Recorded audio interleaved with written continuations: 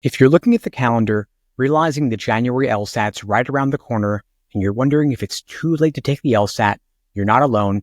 This is one of the most common fears that aspiring law students have. But the good news is that the January LSAT is far from late. In fact, it can be a great time to take the LSAT and still put together a compelling law school application. Today, we're going to talk about how rolling admissions really works and why January applicants are often in a better position than they think, why a higher LSAT score is more powerful than an earlier application, how to maximize your LSAT prep in the limited time that you have left, and some strategies to submit your law school applications in tandem with your January or even your February LSAT score. By the end of this video, you'll be ready to tackle the January LSAT and get your applications in at the best possible time. First, for those who don't know me, my name is Steve Schwartz. I've been teaching the LSAT since 2005, and I personally increased my own LSAT score from a 152 to a 175. Now, one of the biggest misconceptions about law school admissions is that you need to have your application in by December to have any chance of getting in or getting law school scholarship money. This perception stems from outdated notions of how law schools fill their classes. Now, many years ago, it was true that seats and law school scholarships were largely given up by the winter, but the admissions landscape has changed. Today, law schools spread out their decision-making in several waves, often into the spring, sometimes even into the early summer. And these multiple waves of admissions and scholarship offers mean that schools do keep evaluating applications well beyond December. They deliberately reserve scholarship money for stronger applicants who apply later. And so a top LSAT score can make you a top contender even if you apply in January or February. Remember that law schools need you. They want a robust, diverse pool of applicants, and they know that many students either retake the LSAT or choose a January or February LSAT test date to maximize their scores. If law schools only reviewed applications that were complete by December, they'd miss out on great applicants who test later. Now, while your application essays and your GPA matters, the LSAT score is still the number one factor in admissions. The biggest reason, of course, is pressure from the U.S. News Law School rankings. Law school admission officers are highly motivated to maintain or improve their spot in the rankings, and these rankings place a lot of emphasis on the median LSAT scores of their matriculating students. And so, law schools are working really hard to attract high LSAT applicants and give them significant scholarship money to secure their enrollment. And law schools have no incentive to care about when you apply. They only have incentive to care about the LSAT score that you apply with. And so, if you're on the fence between going through with a January LSAT take, giving yourself that additional prep time, or wishing you just taken it earlier and applying with a lower score, it's almost always better to aim for a higher score, even if it means applying a bit later. The January LSAT is not too late. Neither is the February LSAT. Now, let's imagine you scored a 160 on the November LSAT, but you suspect that with those additional couple of months of studying, you might be able to get that to a 165 or even a 170. It's well worth going for the retake.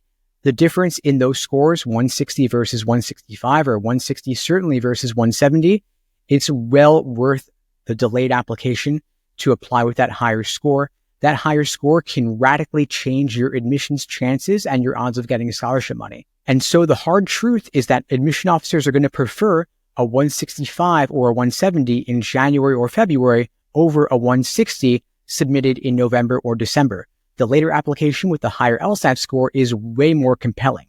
And so you want to think of rolling admissions like a series of mini acceptance cycles where you have an early wave in the fall to early winter, a mid wave in late winter, and then a later wave in the spring. So law schools will admit some well-qualified candidates who apply in September or October or November, but then once January and February LSAT scores come out, there's another wave of acceptances and scholarship offers. Then in the spring, schools do take some time to reevaluate their class sizes, and they're looking to fill any remaining seats with highly qualified candidates, even if they arrive late.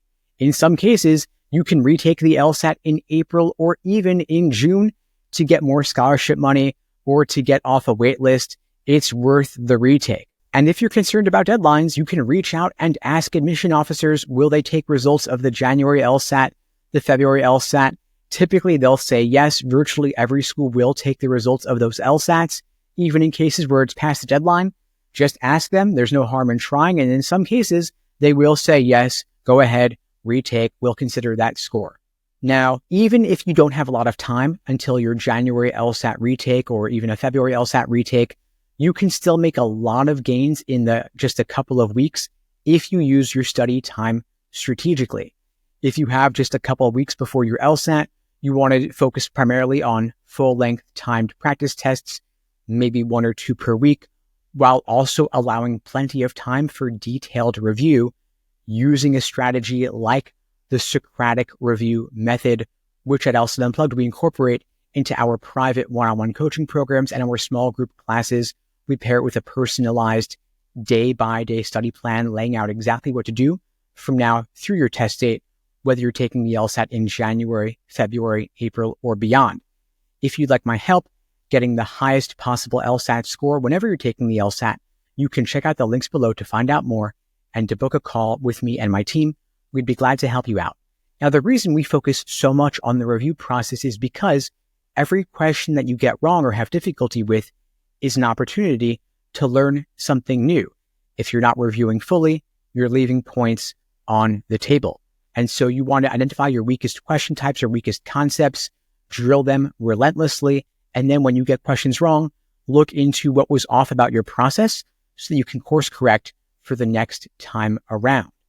Now, if you're sending in your application in January or February and you're not yet done with your essays, you will have a couple of weeks between taking the LSAT and getting your score back. And so during those couple of weeks, that's a great time to refine your essays and perfect them. It's worth focusing on your LSAT prep for now, since that's the biggest factor in admissions. And then during that score wait, to distract yourself from thinking about the score, you could focus on your essays. Now, if you're not certain whether you'll be fully ready by January, it might be worth considering the February LSAT in addition or instead. Now, here's how to decide which test tape to go for.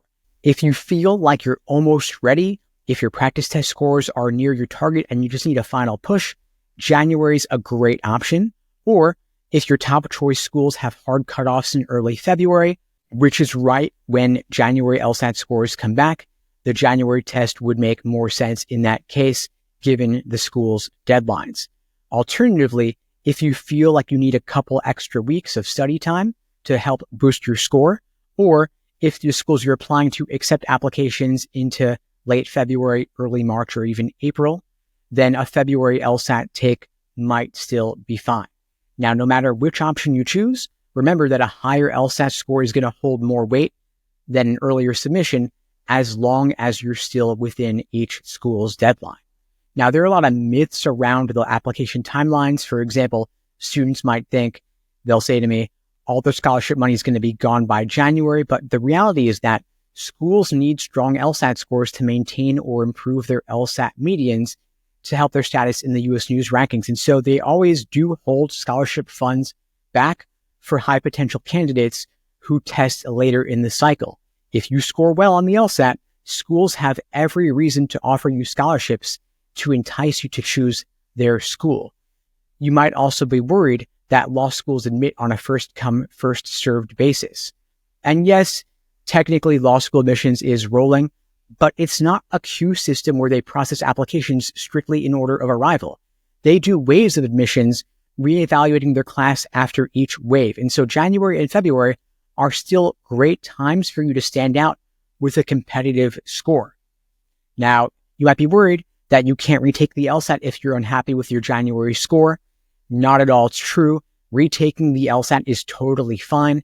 Law schools do not average multiple LSAT scores, but rather they only take the highest score on record. So you can retake the LSAT in February or even beyond, but you do want to double check specific law school deadlines. Many students do sit for back-to-back LSAT administrations, for example, doing both January and February or both February and April. And so If you're unhappy with your January LSAT performance and deadlines allow you to go for February, you will still have a chance to improve your LSAT score then. Now remember, law school is a massive investment of time, energy, and money, and getting a higher LSAT score is going to be your ticket to not just getting accepted, but also getting significant scholarship money. Taking the January LSAT after putting in the proper prep could pay off for years to come in getting lower debt, better job prospects, and a more confident start to your legal career. And you have more control over the process than you think. You have control over your LSAT study schedule and how you prep. You have control over the effort that you invest, and you have control over your mindset and your stress levels. Of course, you might not be able to control exactly when your dream school makes decisions or what they decide ultimately, but you do get to control how strong your application will be when it crosses their desk. Now, if you'd like my help getting the highest possible LSAT score, getting the best chances of getting in, and getting significant scholarship money, my team and I would be glad to help you out. You could check out the links below to find out more and to book a call with me and my team.